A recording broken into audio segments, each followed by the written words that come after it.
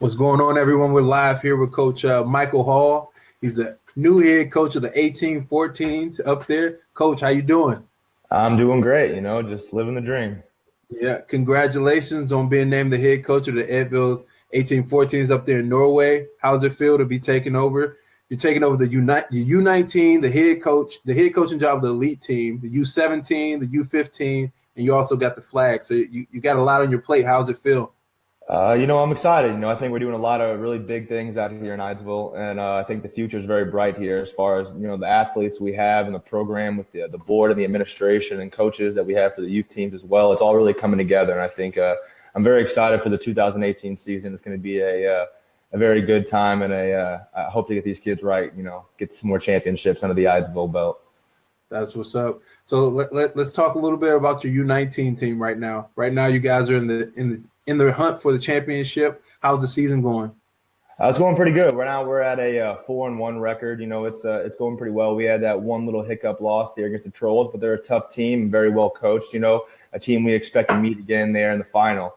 This weekend, we're actually going to travel to an away game in Stavanger, which is for the Laurel Bulls. We're confident. We're coming in, wanting to win every game that we come into. I think we're very well prepared, and it's going to set us up now if we get this win for a home playoff game in the semifinals, and then right into the national championship up in Hamar. Nice. You're what we call a European veteran. You've played all over the place. You played in Germany. You played in Poland. Can you tell us just a little bit how have you seen the development of youth football throughout Europe over the years playing? Yeah, definitely from being out here from a while, I've seen a lot of teams, a lot of countries and different styles of play. And I think really football is a growing sport in Europe. It's a very fastly growing sport. I think coming from Germany, being there 3 years, they have a really strong youth program and a really strong championship through the division. So I think, other countries should use that as a model. I think they've done a really great job of developing their leagues. I think in Poland especially, it's growing extremely fast. I would even say it's probably growing faster than some sports like hockey and basketball. Just because of the notoriety that's happening in Poland. There's so many fans and people. So I think the one thing that Poland's doing now is starting to get more into the youth programs and starting to build. And I think that's really where the success of all these leagues like Austria and Germany and Finland are these youth teams that are really kind of dominating these youth championships and, really setting the precedent for stepping up to the elite level. And I think it just makes it that much more of a big football family when you're growing from the bottom up. Get your youth players better. And that's going to kind of transition into making the elites better as well. Yeah.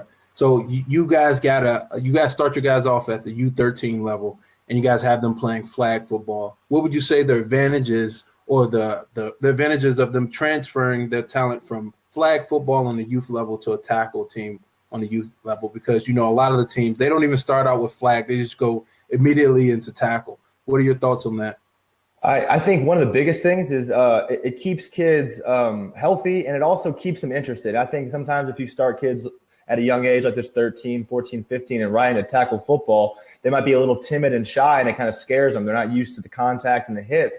So I think starting off at flag is a really good alternative for one more than anything. It's just learning the game, learning the understanding of throwing the football, passing, catching, fumbles, interceptions, learning terminology because, with any sport or game, you want to know the rules so you can understand and be the best possible. So I think that's what we really try to do a lot in our flag is teaching them the skills of being a football player, but as well as kind of factoring in some of the rules and understanding the game. And I think with the flag football, the better understanding they have, the more time they get to be in front of the game and hold the football and play with the football, it's just going to better transition to when they actually put pads on and they understand what to do now with their feet and their hands. Now all I got to do is strap up and come bring the pain. Exactly. I have the same feeling. I think that more kids should really start off with the flag football so they can better understand the rules without the fear of getting hit or not having their head in the right place when they're trying to make a tackle and things like that. When these guys start off at flag, it's a huge advantage for them. The game is a lot slower, and then that transition into the tackle is just so much more easier. Oh, definitely. Yeah. And I really, we've been trying to get a lot of different athletes from sports. I think one of the good things for kids at a young age is to be a multi-sport athlete. Yeah, it's nice to get all your time into one, but, you don't really get to develop as an athlete if you don't only do one sport at a time. So we try to get a lot of handball players, basketball, some of these big body kids that can come in and, they already have some of the hand-eye coordination they need and they can kind of step on the football field and just learn a couple of skills here and there. and kind of fall right into the groove. Mm-hmm.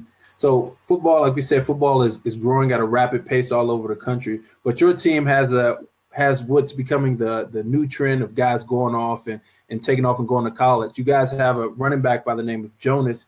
He's going to college in the States next year. Can you tell us a little bit about that situation? Yeah, no, it's very exciting. You know, I think that's a big thing right now is the boom of European athletes trying to get their shot to go play college football, which I think is amazing and great opportunity because there's a lot of great athletes out here in Europe and sometimes get overlooked because they don't have the necessary football background, quote unquote. And Jonas is one of those players that, you know, he's been through the Eidsvoll program for a while and been on other teams out here in Norway and really has put the work in. You know, he's a big body kid. He's going out there to Northern State University. I think he's going to be very successful, you know, because he's a really hard-nosed, hard-working kid. And, you know, doesn't matter what you put in front of him, he's going to get it done. So I'm really excited for him to have that opportunity. And it's also great for our program here because he'll be back in May, just in time for the elite season. So we'll get to keep him on the team.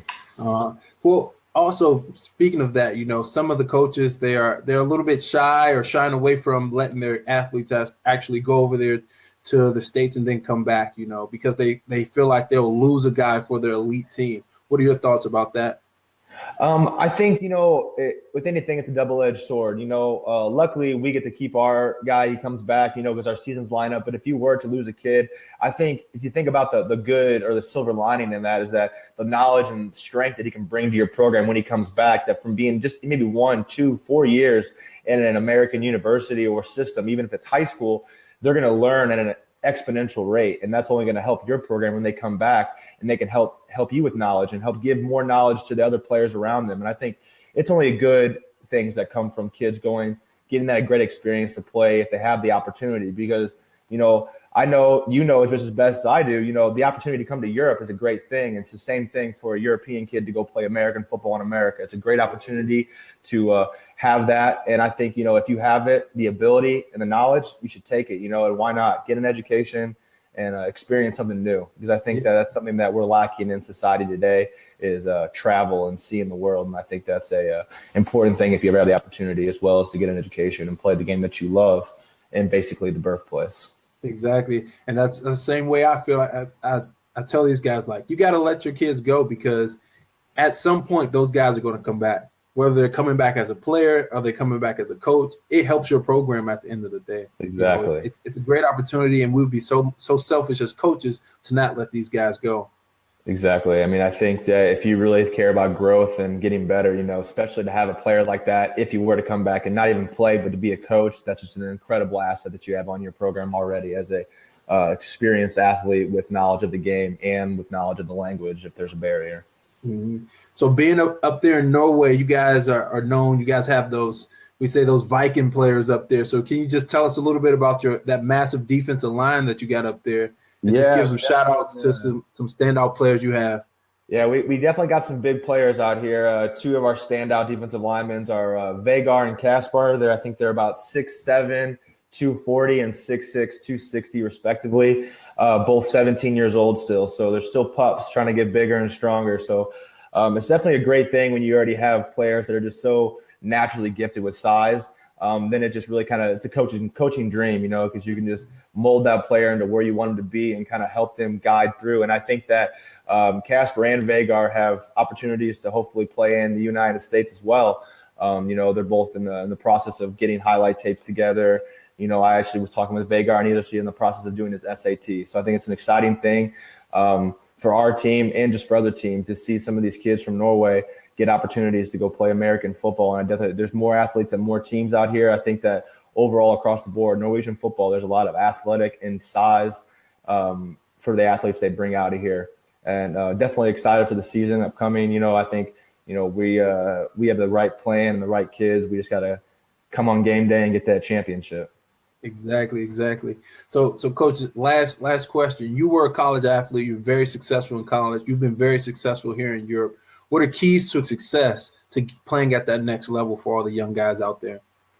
I think some of the best keys to success are to keep your mind right. You know, I think that, you know, football is everything, but if you're going to school, you might as well get some education in there and make sure you pay attention, go to class.